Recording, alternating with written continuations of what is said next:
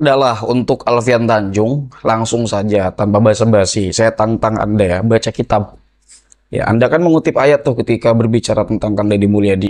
Ini ada tafsir Jalalain, ada tafsirnya Syekh Noy Al-Bantani, ada tafsir Ibnu Katsir, ada juga di sini tafsir Ar-Razi ya. Mau tafsir Qurtubi pun ada. Kalau masih kurang kita tambah lagi. Jadi nggak mau banyak-banyak bacot saya untuk menanggapi model kayak begini.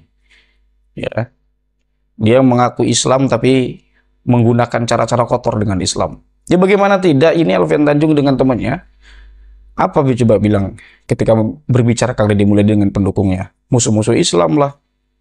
Baru saja kita saksikan seorang pemuda dengan gagahnya menantang seorang ustadz. Ini ustadznya siapa? Kalau nggak salah Alfian Tanjung ya. Bahwa Alfian Tanjung itu dituduh tidak bisa membaca kitab. Kemudian disuruh, ayo kalau bisa nih baca kitab. Di saya ada kitab Jalalain lah yang kecil, atau yang tinggi Ibnu Katsir, atau yang tinggi sekalian apa Mafatihul Ghaib begitu. Ada Mafatihul Ghaib. Nah ini tadinya saya belum mau komentar mengenai orang ini ya, tapi bawa-bawa Mafatihul Ghaib ini, bawa-bawa Syekh Fakhruddin Ar-Razi. Saya jadi tertarik untuk membahas begitu ya. Si siapa? Hanif Farhan apa Farhan Hanif ini namanya nih? Hanif Farhan. Nah, ini begini dulu ya. Saya ini bukan orang yang ngefans sama Alfian Tanjung ya, enggak lah. Kalau misalkan dikatakan enggak bisa baca kitab, ya mungkin ada benernya. Mungkin ada benernya. Kenapa penting baca kitab itu ya? Karena itu menunjukkan kapasitas intelektual kita begitu. Kalau misalkan jadi kitab itu ada tingkatan-tingkatannya, dari yang mudah dibaca sampai yang memang sulit. Sampai yang memang tidak bisa difaham. Itu ada tuh. So kalau misalkan kita baca buku-bukunya atau kitab-kitabnya siapa itu Al-Hallaj itu kan ada beberapa kitabnya. Kita nggak bakalan paham. Ini di belakang saya ada beberapa kitab yang saya tidak paham. Di antaranya itu Mafatihul Ghaib. Di antaranya apa? Al-Futuhat Al-Makkiyah. Al-Futuhat Al-Makkiyahnya Ibnu Arabi ya. Nah itu ada penjelasannya dari Al-Imam Asy-Sya'rani. Jangankan saya, Imam Asy-Sya'rani saja kadang-kadang seperti itu. Tatkala menjelaskan ya, dari bab sini sampai dari bab sekian sampai bab sekian, Ibnu Arabi berkata perkataan yang saya tidak paham begitu. Itu siapa? Imam Sya'rani. Jadi memang ada level-levelnya. Nah, si Hanif Farhan ini dia dulu itu anti Habib ya, anti Habib. Dan ini saya sudah mendapatkan di beberapa pola YouTubers yang tadinya itu anti Habib sekarang sudah berpindah begitu. Ada polanya. Nanti akan kita bahas itu. Nah, yang mana berarti kalau dia itu anti Habib, orangnya ya bego begitu ya. Orangnya itu bego, kayak badut, nggak bisa berpikir. Itu tadinya pikiran saya begitu. Nah, tapi tatkala si Hanif Farhan ini ngomong-ngomong kitab Mafatihul Ghaib, saya jadi tertantang nih. Jangan-jangan orang pinter gitu. Jangan-jangan orang pinter. Karena Mafatihul Ghaib itu termasuk kitab tafsir yang sulit untuk dipahami. Sulit untuk dibaca. Nah, tidak banyak orang yang bisa memahami Mafatihul Ghaib. Bahkan di beberapa pesantren itu dikatakan itu diharamkan untuk dibaca. Saking sulitnya. Ya. Kenapa demikian? Karena banyak di situ disebutkan subuhat-subuhat. Yang mana subuhatnya ini tidak dibacakan apanya? Hilus syubahnya. Untuk membukakan syubhatnya ini tidak dibukakan. Karena kata Imam Sanusi kalau tidak salah ini, kenapa Syekh Fakhruddin Ar-Razi itu seperti itu? Karena kadang-kadang di dalam membahas subhat itu nanti dituliskan subhatnya secara mendetail, tapi hilus subahnya itu sudah capek duluan begitu. Jadi akhirnya tidak terjawab ya. Karena waktu menulis subhatnya semangat, tatkala mau hilus subah semangatnya sudah menurun atau sudah capek begitu. Kadang-kadang seperti itu. Nah, akhirnya tidak terjadi ya. Nah, karena dia itu menantang siapa? Ustadz yang bersangkutan lah ya, Tanjung itu. Kemudian nggak bakal ada tanggapan. Memang saya juga kayaknya memang dia nggak bisa baca kitab kok. Jangankan yang Mafatihul Ghaib, yang Jalalainnya aja mungkin nggak bisa ya. Nah, cuman saya menjadi tertantang nih. Oke, ini orang kalau misalkan dia itu apa bawa-bawa mafatihul ghaib dan bisa paham berarti pinter. Makanya saya cari dulu ke YouTube-nya nih. Dia itu siapa sih? Nah, pas saya ke YouTube-nya, itu videonya banyak ya. Subscribernya banyak ya, sudah 200.000 dan penontonnya subhanallah banyak sekali nih. Ya, subhanallah itu takjub ya, bukan zikir tadi, subhanallah saya itu takjub. Nah, ini kita lihat ke bawah ini. Yang nontonnya banyak. Dan videonya itu demul semua, ya. Ini pola seperti ini saya dapatkan di beberapa YouTuber. Saya katakan dulu begini ya. Pola YouTuber seperti ini, orang kayak si Hanif Farhan ini orang nggak punya tanggung jawab. Ya, sayang sekali kalaupun dia pinter begitu. Ini orang nggak punya tanggung jawab. Asal ada rame, di situ adanya begitu. Ini kalau itu kayak apa? Kayak lalat ya. Kayak lalat di mana ada bau ya di situ dia hinggap begitu. Oh, dulu yang rame-ramenya isu nasab, dia masuk ke situ. Ini saya bisa jamin juga, cuman jejaknya mungkin sudah tidak ada. Ini orang dukung Jokowi juga, ya. Si Hanif Farhan ini, pendukung Jokowi itu nanti ya, mereka itu orang-orang nggak bertanggung jawab kok. Orang udah milih Jokowi, udah tertipu dengan pencitraan, kemudian nanti kesininya pindah membatalkan nasab, kemudian sekarang ada KDM ya, yang saya tidak menyatakan apa-apa dulu lah begitu. Itu juga pasti mendukung juga. Jadi orang-orang yang dari awal mereka itu tidak memiliki tanggung jawab moral atas apa-apa yang mereka pikirkan. Itu nggak punya tanggung jawab moral, jadi nggak bertanggung jawab. Ya kalau misalkan bertanggung jawab ya setidaknya setelah ada kasus-kasus begitu ya pada pemerintahan sebelumnya itu kok dibenerin kayak begitu. Ya minimal menuntut lah itu kamu yang sudah memilih begitu. Minimalnya. Cuman di sini ya kita nggak bahas itu, nggak bahas Pak Jokowinya. Jadi saya lihat di konten terlamanya. Kalau di sini sudah ya jelas. Ini di konten terlama nih. Ini dulu ya membahas pengetahuan lah ya. Berdiri hingga runtuhnya kerajaan Banten, terus ke bawah itu ya sejarah dari Yunani. Ini ada yang menarik nanti akan kita bahas nih di sini. Masalah berpikir ya. Mana tadi? Sudah saya lihat sebagian tuh. Bagusika. Nah, terus ini nggak ada politik-politiknya sama sekali. Ini ada episode 1, manusia adalah hewan yang berpikir. Nah ini nanti akan kita lihat di situ ya. Nah ini ke bawahnya ini nggak ada masalah dalam pengertian memang dia ngobrolin perkara-perkara yang mainstream di dalam pengetahuan begitu. Cuman ke bawahnya ini udah mulai ini ada pembahasan tentang ini udah ada nasab masuk rame. Ya di sananya biasa-biasa aja. Ya memang ini kan gate ya, pintu. Kamu itu kalau mau jadi YouTubers terus idealis gak bakalan bisa, ya. Gak bakalan bisa. Capek malah upload segala macam itu. Bukan berarti tidak ada impact, ya pasti ada impactnya itu buat orang-orang. Ya cuman kalau misalkan seperti itu YouTube itu ya kurang kurang efektif. Jadi kalau mau misalkan dakwah pure ilmu itu di Facebook lebih bagus ya. Nah, jadi kalau misalkan sekarang tadi kita balik lagi nih si Hanif Farhan ini. Ini tentang Jokowinya apa nggak ada atau udah nggak ada begitu ya. Saya nggak tahu. Saya nggak bisa ngomong ya nggak ada bukti. Nah, kita bahas dulu nih orang bisa mikir apa enggak. Ini orang bego ya. Jadi saya tuh nggak percaya kalau dia itu bisa baca kitab Mafatihul Ghaib. Saya nggak percaya. Nggak bakalan paham dia itu. Nggak bakalan paham.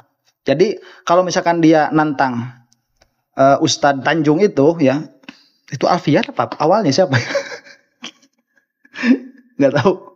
Karena suka ketuker sama yang konglomerat itu ya Tanjung juga tuh. Nah, saya nantang sama dia nih ya sebelum kita buka videonya. Karena ini yang pentingnya di sini. Saya nantang sama dia karena saya sudah nantang beberapa PWI, nggak ada yang bisa begitu. Terus dia tuh sok-sokan kayak bisa ngaji Mafatihul Ghaib aja yang saya yakin dia tuh nggak bakalan paham karena pola berpikirnya. Pokoknya yang dukung Kimat itu mereka pola berpikirnya acak-acakan, nggak bakalan bisa. Ngaji Mafatihul Ghaib ini nggak bakalan bisa. Cari di Indonesia orang yang bisa memahami Mafatihul Ghaib harfan dari satu jumlah ke jumlah yang lain secara rinci itu tidak banyak. Saya tidak mengatakan bisa dihitung dengan jari ya karena di Indonesia masih banyak orang pintar. Nggak banyak lah begitu. Saya salah satunya yang bisa. Si Hanif Farhan itu bukan orang yang bisa. Nggak bakal bisa dia itu baca itu. Nggak bakalan paham. Nah makanya saya tantang dia. Kalau benar dia itu bawa-bawa kitab Mafatihul Ghaib untuk menantang orang lain, berarti kan dia menguasai itu. Saya nantang dia untuk membacakan itu. Tapi makronya saya yang milih. Ya apa yang dibacanya itu saya yang milih begitu. Nah, nanti kalau misalkan dia bisa, dia berkenan akan mau untuk untuk menjawab tantangan saya untuk membaca itu dan menjelaskan maknanya, kemudian memang tepat demikian adanya, saya kalau misalkan ini perkara yang saya beranilah, nggak usah ngobrolin tentang Habib lagi, karena dari awal saya mengatakan orang yang membela Mukimat itu nggak ada yang bisa berpikir. Dari awal saya berkata seperti itu. Nah, ternyata misalkan ada orang cerdas, paham Mafatihul Ghaib, bisa menjelaskan makna-makna di dalamnya, bisa hillu syubah dari kitab Mafatihul Ghaib, kemudian mendukung iman, saya berhenti udah bela Habib, berhenti saya. Berarti ini memang sudah khilaf dari orang-orang yang cerdas begitu. Karena sampai sekarang saya nggak dapet orang yang cerdas di kalangan Mukimat itu. Nah, jadi itu ya tantangannya ya. Kalau misalkan sampai kalau sampai demikian, udah. Kalau sampai bisa begitu ya. Nah, saya berhenti bela habaib. Selesai saya bela habaib. Nanti kita ngurusin Wahabi lagi. Nah, kita akan bahas dia orang nggak bisa berpikir, jangankan untuk memahami Mafatihul Ghaib, pikir aja dia nggak bisa. Ini ada videonya, manusia adalah hewan yang berpikir. Apa itu berpikir ya? Hello guys, Ragnarok V Returns is here, the mobile version of Ragnarok. And by the way, this Ada pepatah, sebuah Ini pepatah langsung yang aja ke sangat menit klasik. ke-7 biar cepet nih ya. Karena saya tadi lihat di situ intinya tuh. Jenis model berpikir.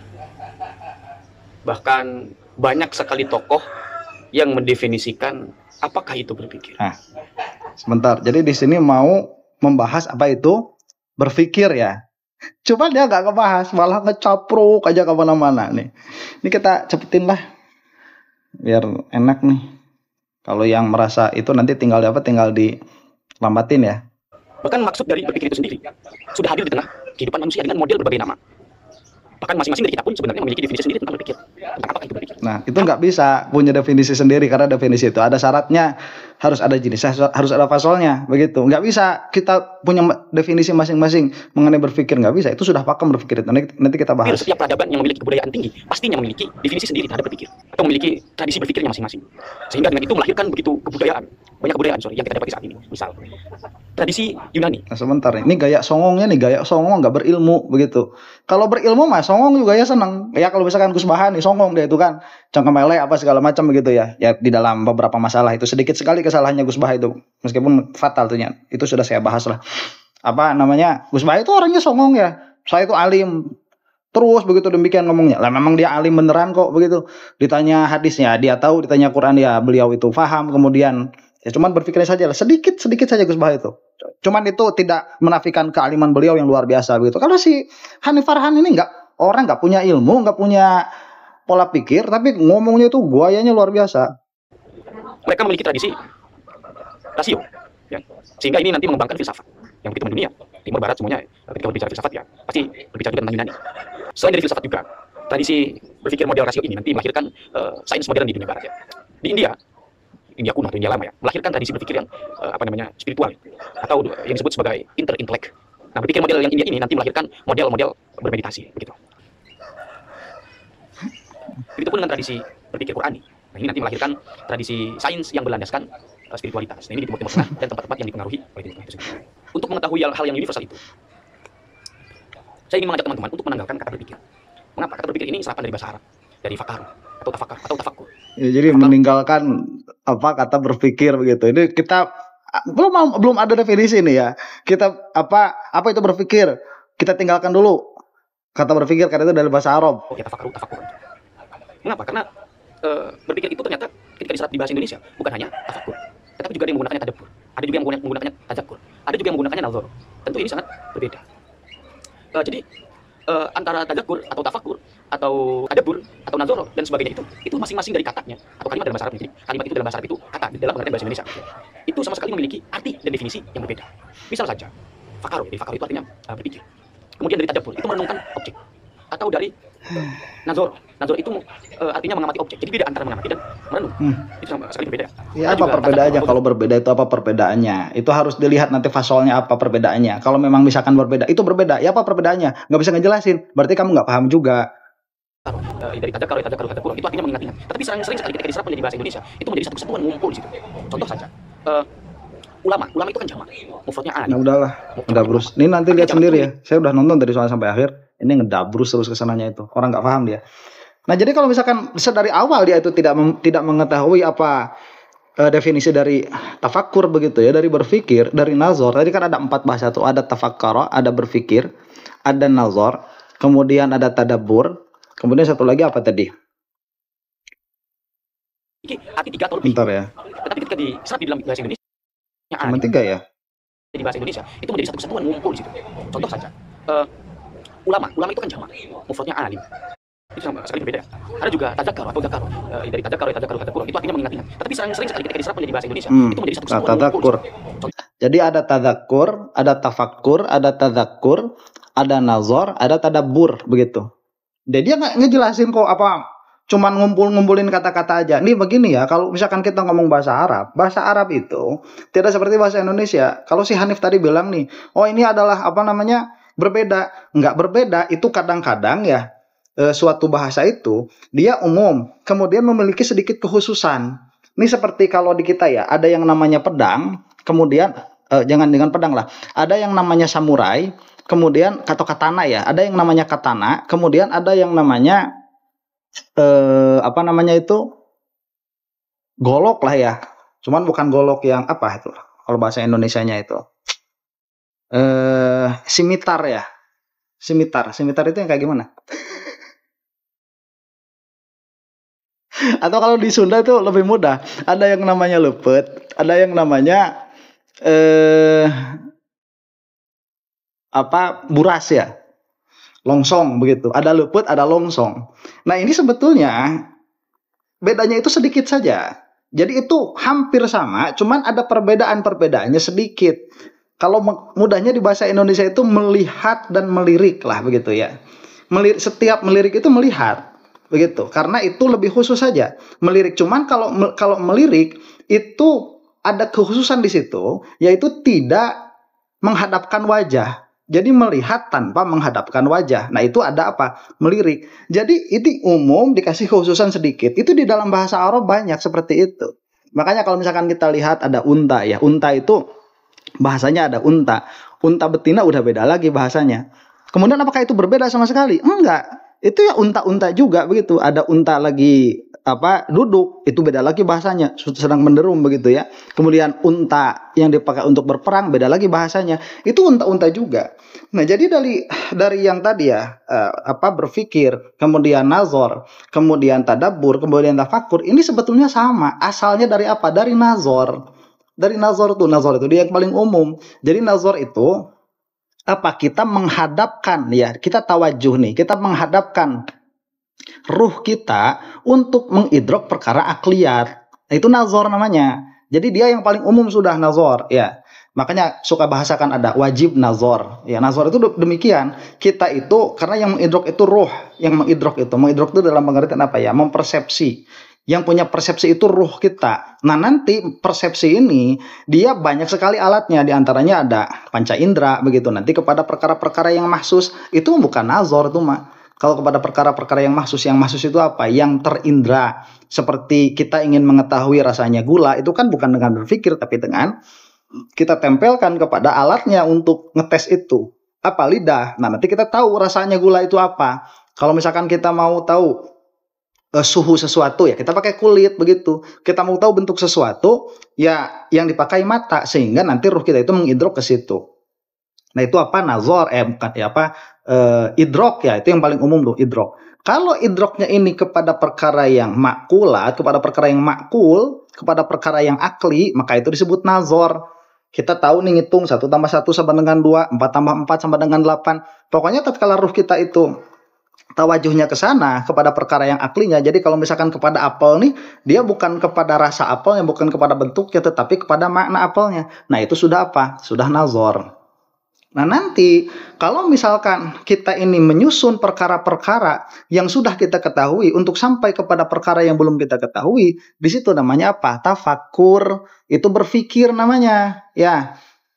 Baru berpikir tuh. Jadi kita itu menyusun, tartib ya, menyusun perkara-perkara yang maklum supaya sampai kepada perkara-perkara yang majhul. Kita nggak tahu nih apakah misalkan ustadz itu sudah datang di majelis atau belum, kita nggak tahu. Nah, nanti kita berpikir kepada dalilnya. Di situ ada apa? Ada motornya. Oh, ada wajud dalalah antara motor sama ustadz. Maka kita punya zon, punya sangkaan bahwa ustadz ini sudah hadir. Di situ nanti akan keluar mukadimah sugur, mukadimah kubro itu untuk menyusun perkara yang sudah kita ketahui untuk mencapai perkara yang belum kita ketahui. Nah, itu namanya apa? Tafakkur. Nah, ini sudah yang masuk berpikir dengan apa? Dengan ajak begitu, ada aturan-aturannya di situ, ada mukadimah-mukadimahnya. Nah, nanti dari tafakkur itu ada yang naik lagi itu apa? Tadabbur. Kalau tadabbur itu dia apa? Memikirkan akhir, memikirkan dubur. Makanya ada yang namanya dubur tuh. Nanti ada yang namanya tadbir ya, mengurus. Ya, mengurus itu dalam pengertian apa? Melihat akibat-akibatnya. Jadi itu sudah bukan menyusun perkara yang apa belum diketahui. Menyusun perkara yang diketahui untuk sampai kepada perkara yang belum diketahui, tetapi ini sudah apa? Melihat lawazimnya, baik itu lawazim akli atau lawazim adi. Itu kita melihat lawazimnya tuh, karena orang yang suka lupa itu apa? Melihat lawazim. Nah, itu tadbir. Makanya ada yang afala yatadabbarunal Quran. Jadi apakah kalian itu tidak tadabbur dalam pengertian tidak melihat konsekuensi apa yang disebutkan di dalam Al-Quran? Apabila demikian dan demikian, baca di dalam tafsir lah itu ya. Jadi tadabbur itu tadi apa? Melihat konsekuensi dari suatu perkara. Ya, kalau misalkan kayak si Hanif nih, ya seenaknya aja udah ngobrolin habaib, lepas saja begitu ya. Cari apa? Kotoran yang lain begitu biar rame. Bego itu mah. Kamu lihat tadabbur apa akibatnya di belakangnya itu. Dia nggak tadabbur ini. Tafakurnya aja enggak, ngelihat mukadimah sugur kubro aja enggak bisa. Nah, kalau misalkan tadzakur, itu mah tadzakur mah bukan untuk litahsilil ilmi, bukan untuk litahsilil ilmi, bukan untuk menghasilkan ilmu. Kalau tadzakur itu dia mengingat ilmu yang sudah hasil. Jadi kalau misalkan kita belum memiliki pengetahuan karena itu tertutup dari kita, menghasilkannya dengan apa? Menghasilkannya dengan tafakur, yang kalau tafakur jelas dia nazar. Begitu. Nah, setelah dia tafakur, kalau misalkan dia itu sudah memiliki natijah, dia sudah memiliki ilmu, kemudian ilmunya ini tidak ditadzakuri, tidak diingat-ingat, maka biasanya ilmunya itu hilang karena ilmu itu min maqalatil kaif. Min maqalatil kaif yang pertamanya itu hal dulu, sedangkan hal itu cepat hilangnya. Dia nggak langsung jadi apa? Nggak langsung jadi apa itu? Malakah namanya ya. Nggak langsung jadi malakah begitu. Jadi nggak langsung jadi kaif, tadinya itu biasanya infial dulu. Setelah infial kita dengerin, oh ada paham. Pulang ke rumah nggak dibalik-balikan lagi, nggak ditadzakuri, ini hilang begitu. Biasanya seperti itu, ada nisyan, ada ghaflah dan lain sebagainya. Si Hanif Farhan ini sok-sokan pinter. Orangnya tuh nggak punya ilmu dia tuh. Ya, nggak paham. Dia baca. Cuman dia sendiri nggak paham apa yang dia baca begitu. Apalagi di dalam hal berpikir. Nah, ini sudah dibuktikan. Jadi ulangi lagi ya, saya ada tantangan sama si Hanif Farhan ini karena dia bawa Mafatihul Ghaib. Dan Mafatihul Ghaib itu salah satu kitab yang bisa menjadi patokan. Kalau kamu sudah bisa mengerti, sudah bisa paham Mafatihul Ghaib, harfan begitu ya, jumlatan dari jumlah ke jumlah, kemudian menyusun murad dari Syekh Fakhruddin Ar-Razi, itu kamu udah bukan kaleng-kaleng tuh dalam baca kitab. Kamu udah tinggi ya, karena itu sangat akli sendiri begitu. Dan si Hanif Farhan, saya ini yakin dia tidak bisa memahami itu begitu ya. Kalau misalkan nanti ada mukadimahnya, ya itu mah nggak usah di Mafatihul Ghaib. Kalau itu di kitab-kitab yang lain juga ada. Ini mah di dalam perkara-perkara yang memang menjadi kekhususan Mafatihul Ghaib menjadi Mafatihul Ghaib. Kalau dia kalau dia menerima tantangan saya, ini saya nggak ngasih tenggat waktu ya. Mau setahun, mau 2 tahun, mau 3 tahun. Orang kayak dia nggak bakal punya kemampuan. Saya kasih nanti 7 tahun lagi misalkan dia. Nggak bakal punya kemampuan orang kayak dia itu. Saya tidak memutus harapan dari Allah Subhanahu wa Ta'ala. Nggak, ini adatnya begitu. Ya kalau misalkan dia ternyata mampu untuk menghadapi tantangan saya, membaca Mafatihul Ghaib, saya nggak bakal nanya-nanya apa i'rabnya, apa dalil jurumiyahnya. Saya nggak bakal nanya-nanya kayak gitu. Muradnya saja. Murad dari apa yang dibaca di dalam Mafatihul Ghaib itu, tapi yang memilih halamannya saya. Demikian ya. Mudah-mudahan kalau dia bisa, saya berhenti bahasa baib sudah. Selesai saya bahasa baib. Berarti di kelompoknya si Kimad ada orang alim. Demikian, mudah-mudahan ada manfaatnya. Wallahu taala a'lam bishawab. Assalamualaikum warahmatullahi taala wabarakatuh.